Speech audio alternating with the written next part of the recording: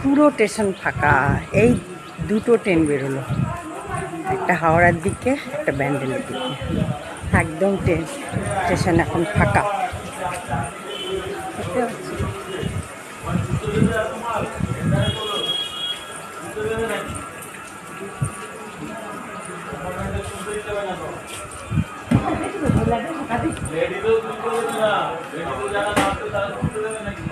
আজকে আমি স্টেশনের দিকে হাঁটতে এসেছি।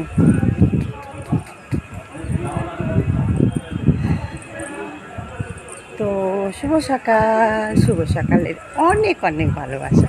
রেখার থেকে ভালো থেকো, সুস্থ থেকো, আর এখানকে ভালো ভালো